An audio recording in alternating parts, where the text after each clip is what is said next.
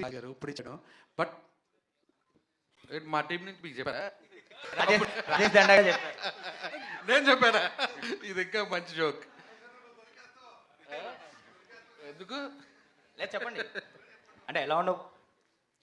ఇది మా సిబ్బందికి ఇంకా 15 రోజులు ఉంది. డెఫినెట్గా 19వ తారీఖు నైట్ ప్రీమియర్ లేస్తాను. ఆ రోజు ప్రెస్ మీట్లో చెప్తా. 19వ తారీఖు morning. Prasad Rajesh bro climax అదిరిపోద్ది, నెక్స్ట్ లెవెల్లో ఉంటుంది, అసలు ఊహించినట్టు ఉంటుంది. ఇవన్నీ పక్క తీస్తే కన్విన్సింగ్గా ఉంటుంది. ఓకే రాజేష్ గారు కన్వీనియంట్గా ఉండదు, కన్విన్సింగ్గా ఉంటుంది. రాజేష్ గారు అండ్ మీరు ఈ సినిమాతో పాటు మజాకా కూడా సంక్రాంతికి అనౌన్స్ చేశారు. బట్ సిచ్యువేషన్ చూస్తే ఉండట్లేదు. ఆ సినిమాతో ఎప్పుడు ప్లాన్ చేస్తారు, ఎప్పుడు ఉండొచ్చు అసలు? ఇంకా సరికి రావాలా వద్దన్నది ఇంకా తెలియదు. 12 రోజులు టాకీ ఉంది. అనుకున్నట్టు అయిపోతే జనవరి 14 రిలీజ్ ప్లాన్ లోనే ఉంది. ప్రసాద్ బెహరా రాజేష్ గారు, రాజేష్ దండ గారు, ఒక్క నిమిషం. ప్రసాద్ అయితే glimpse Prasad Behara cinema glimpse Pellivaram అంటితో యూట్యూబ్ని షేక్ చేశారు. కమిటీ కుర్రాళ్ళతో థియేటర్స్ని షేక్ చేశారు అయ్యా. అండ్ బచ్చల మల్లితో అదే రేంజ్లో యూత్ని అండ్ ఫ్యామిలీ ఆడియన్స్ని ఎంటర్టైన్ చేయబోతున్నారా, లేదంటే ఇందులో ఎలా ఉండబోతుందని? ఫస్ట్ మీరు నన్ను యూత్ అన్నారా? థ్యాంక్స్ అండి దానికి. నాతో పాటు ఇంకా ఇంకొక అతను ఉన్నారు, హర్ష, వైవ హర్ష అని. సో కామెడీ కూడా బాగానే ఉంటుంది సార్.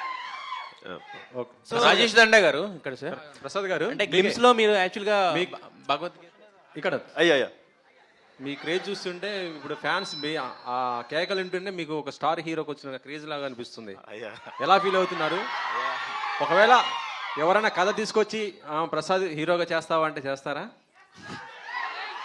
సార్ నేను పుల్ ఆఫ్ చేయగలను, నా స్టోరీ అంటే చేస్తాను సార్. చేస్తారు. ప్రస్తుతం జరుగుతుంది సార్. ఓ అవుతుందా? అవుతుంది సార్, అవుతుంది. ఓహో, అంటే సార్ అంటే ఎప్పుడు సెట్స్ మీస్కి రావచ్చు సార్ చెప్తాను సార్, అప్పుడే కాదు. ఎందుకు మీరు జర్నలిస్టులు అయ్యా అయ్యా అంటున్నారు? అంటే పెద్దవారు కదండి, అబ్బా మైక్ తీసిన తర్వాత వేరే అమ్మా. అమృత హాయ్. సో హనుమాన్లో పూలమ్మే పిల్ల అని ఒకటి చేశారు కదా, ఇందులో ఏమైనా మంచాలు అమ్మే కాన్సెప్ట్ ఉందా? అలా ఏం లేదండి. సో అది బాగా కనెక్ట్ అయింది ఆడియన్స్ కి, ఇప్పటికీ లూప్ మోడ్ లో వింటున్నారు. సో అలాంటి ఏమైనా I think both the songs in this movie చాలా బాగా రెస్పాన్స్ వస్తుంది. సో ఏదైనా ఒక సాంగ్ అలాగే అంత ఫేమస్ అయితే నాకు మా టీంకి మంచిదే. Looking elegant. Thank you Naresh garu. Thank you for this question. Naresh garu ఇక్కడ. సో అంటే మీరు ఇందాక మాట్లాడుతూ కంటెంట్ ఉన్న మూవీసే సెలెక్ట్ చేసుకుంటాను అంటున్నారు కదా. సో ఒక్కోసారి మనం సెలెక్ట్ చేసుకున్న మూవీస్ ఆడియన్స్కి వెళ్తాయా లేదా అని కూడా మనం చెప్పలేము. అలాగే ఎప్పుడూ కూడా నరేష్ గారు ఆ రగ్గడ్ లుక్లోనే కనిపిస్తా, అంటే ఈ మూవీలో చాలా బాగున్నారు, ఆ బచ్చల మళ్ళీ కూడా కరెక్ట్గా సెట్ అయ్యారు. బట్ ఎప్పుడు ఆ రగ్గడ్ లుక్ లేదా ఆ పాతకాలం సినిమాలు ఆ టైపు కథలను తీసుకున్న అవి పూర్తిగా వెళ్తాయి అని చెప్పలేం కదా. అంటే కంటెంట్ విషయంలో ఎట్లాంటి కేర్ తీసుకుంటారు రాబోయే సినిమాల్లో? కాదండి, మీరే అంటారు కదా కంటెంటే కావాలి కొత్తగా. ఇప్పుడు జనాలు అంటే ఒకటేమైపోయిందంటే, ఇది వరకు సంవత్సరానికి ఒక పెద్ద హీరోలు ఉంటారండి, మనకు 10 మంది ఉంటే వాళ్ళందరూ ఒక్కొక్క సంవత్సరానికి ఒక చెప్పు సినిమా చేసేవారండి. ఇప్పుడు అందరూ పాన్ ఇండియా సినిమాలు చేయడం వల్ల 2 సంవత్సరాలు 3 సంవత్సరాలు అవుతుంది. సో థియేటర్స్కి రావడం చాలా కష్టం అవుతుంది జనాలు. సో ఆడియన్స్ అలాంటి కోరుకుంటున్నారండి. మన మలయాళం సినిమాలు చూసినప్పుడు ఇలాంటి సినిమాలు తెలుగులో ఎందుకు చేయట్లేదు అని మాట్లాడుకుంటున్నాం కదండి. సో అలాగే మేము కూడా ఇండస్ట్రీలో ఉన్నప్పుడు సో కొత్తగా చేయాలి, అందుకుని మరీ ఎక్స్ట్రాడినరీగా రిస్కులు చేయకూడదు.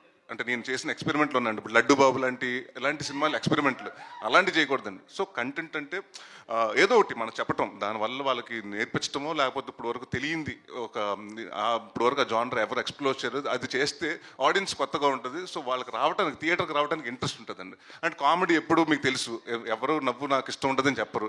So you come to the theatres enjoy చేయడానికి. సో అది నాకు అందుకనే ఇందాక కంటెంట్ అండ్ కామెడీని రెండు చూస్ చేసుకుంటానని చెప్తున్నాను. నరేష్ గారు, అయితే మీరు ఇంతకు ముందు కంటెంట్ ఉన్న సినిమాలు, కామెడీ సినిమాలు ఇప్పుడు డిఫరెన్షియేట్ చేస్తున్నారు, కానీ ఇది వరకు మీ హిట్ అయిన సినిమాలన్నీ కూడా కామెడీతో పాటు కంటెంట్ కూడా ఉన్నాయి. బట్ అప్పుడు ఆడలేదు కదండి.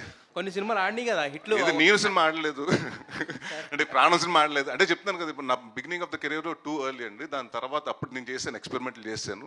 దాని తర్వాత మళ్ళీ ఎప్పుడైతే గమ్యం గారి నుంచి తర్వాత శంభో కానివ్వండి, మహర్షి కానివ్వండి. సో అది తర్వాత అంటే అప్పటి వరకు అంటే నేను 50 సినిమాలు ఓన్లీ కామెడీ సినిమాలు చేశానండి.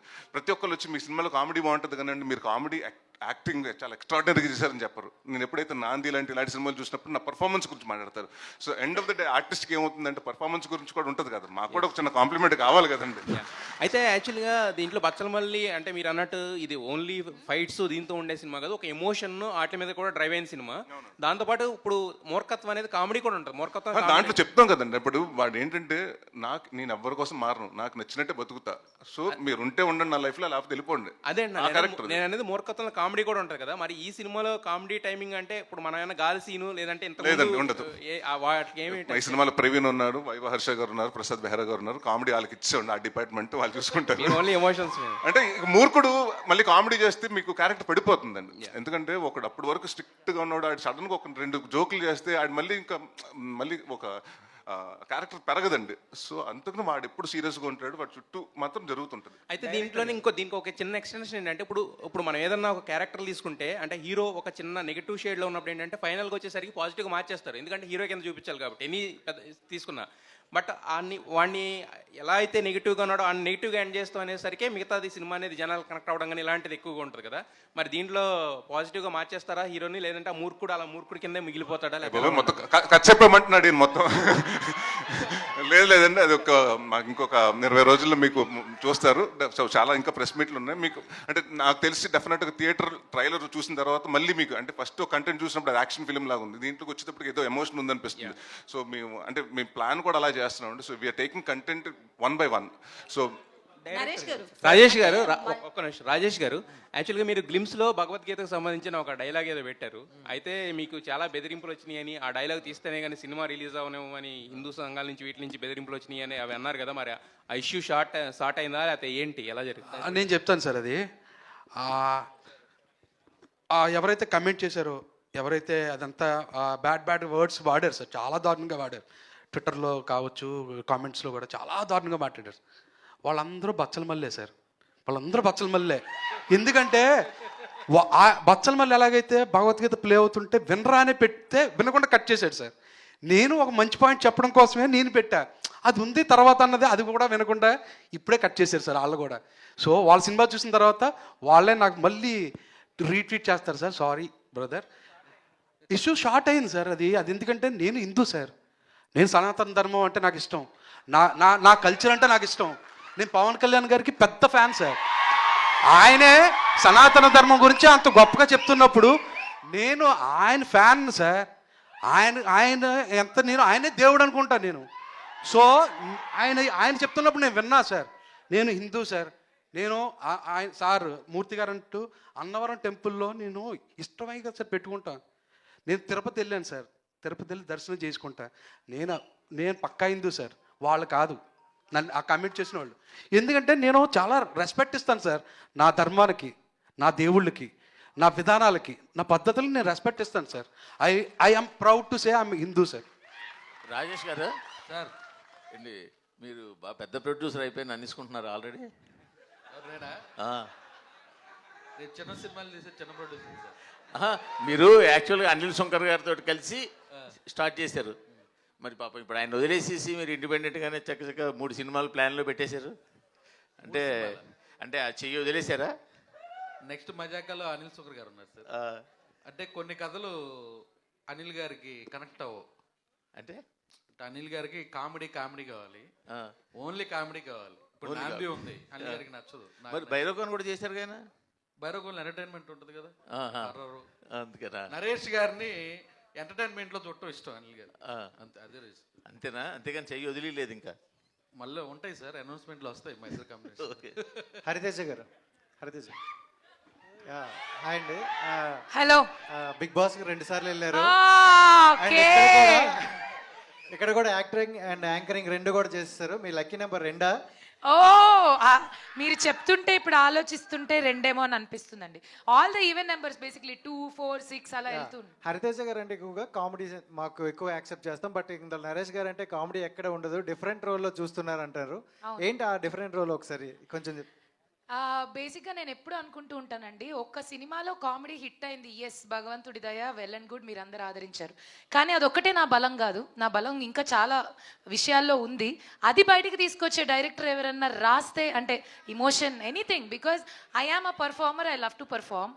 సో నాకు ఆ స్కోప్ ఉంటే బాగుంటుంది అని నేను చాలా మేనిఫెస్ట్ చేశానండి every day. I don't know, ఆ మేనిఫెస్టేషన్ డైరెక్ట్గా సుబ్బు గారి దగ్గరికి వెళ్ళి ఆయన చెవులో పడిందేమో, నాకు ఈ పాత్ర ఇలా వచ్చింది. సో ఎంత కుదిరితే అంత విశ్వరూపం చూపించవచ్చు అనేలాంటి ఒక అద్భుతమైన ఇమోషనల్ క్యారెక్టర్. అండ్ నేను అన్ని రకాల క్యారెక్టర్లని పోషించగలనన్న విషయం అందరికీ తెలియాలి అన్న నా ఒక ఆశ ఈ సినిమాతో తీరబోతుంది అన్నది నా ఆనందం. నరేష్ గారిని చిన్నానా అన్నారు కదా మీరు, సో ఆయన ఏం చిన్నాను ఏంటి, నా రోల్ ఏంటి అని అనిపించలేదా డైరెక్టర్ చెప్పినప్పుడు నరేట్ చేసి? అక్కడ మంచి అద్భుతమైన ట్విస్ట్ ఉందండి. ట్విస్ట్ అంటే ఒక క్యూట్ ట్విస్ట్ ఉంది. ఆయన నాకు చిన్నాన్నే కానీ నిజంగా చిన్నాన్న అలా ఉండదు క్యారెక్టర్.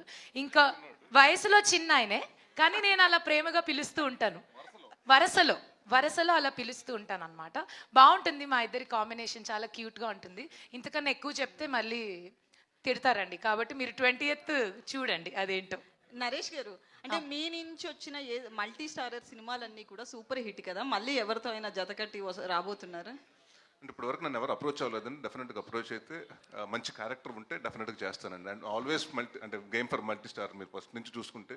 సో నాకు కూడా చేయాలని, చాలామంది యాక్టర్స్ తోటి ఇంకా చేయలేదు నేను, అందరితో అవకాశం దొరికితే ప్రతి ఒక్కరితో చేయాలండి. నరేష్ గారు చెప్పండి సార్, తెలుగులో ఒక సామెత ఉంది, కాళ్ళు అదే మర్చిపోయారు సామెత. కార్లు ఓల్డ్ అవుతాయా సార్? కాదా, కాపురం చేసే కళ కాళ్ళు దొక్కినప్పుడే తెలుస్తుంది అంటారు. అలాగే సినిమా హిట్ అవుతుందా లేదా అనేది గ్లిమ్స్ చూసినప్పుడు కానీ, మీరు ఇందాక ట్రాక్టర్ మీద వచ్చినప్పుడు కానీ, ఇప్పుడు టీజర్ చూసినప్పుడు కానీ తెలిసిపోతుంది. టీజర్ అయితే ఎక్సలెంట్గా ఉంది. థ్యాంక్ యూ అండి. సార్, సినిమా బ్లాక్ బస్టర్ అని చెప్పడానికి ఇదే నిదర్శనం. ఈ ప్రమోషన్ కూడా చాలా ఇన్నోవేటివ్ ఉంది బ్రదర్. Thank you. ఎంతకంటే ఎక్కువ చెప్పలేను. సినిమా అయితే బ్లాక్ బస్టర్ అవ్వాలని కోరుకున్నాను సార్. Thank you. అండ్ ఇంకొకటి ఏంటంటేనండి, నాకు నాంది సినిమా హిట్ అయిన తర్వాత ఎక్కువ ఫస్ట్ ఫోన్లు వచ్చినాయన్ని మీరే, మీ ప్రెస్ వాళ్ళే, ప్రసాద్ మల్టీప్లెక్స్ ఐమాక్స్ నుంచి ఫోన్ చేసి ప్రతి ఒక్కరండి 11:30 కాడ నుంచి అంటే ఇంటర్వల్కి అయ్యేటప్పటి నుంచి ఫోన్లు వచ్చినాయి. So I'm expecting the same phone calls for this film also on 20th December. All the best sir. Director గారు సార్, ఇప్పుడు ఒక మూర్ఖుడి కథ అని చెప్పారు సార్.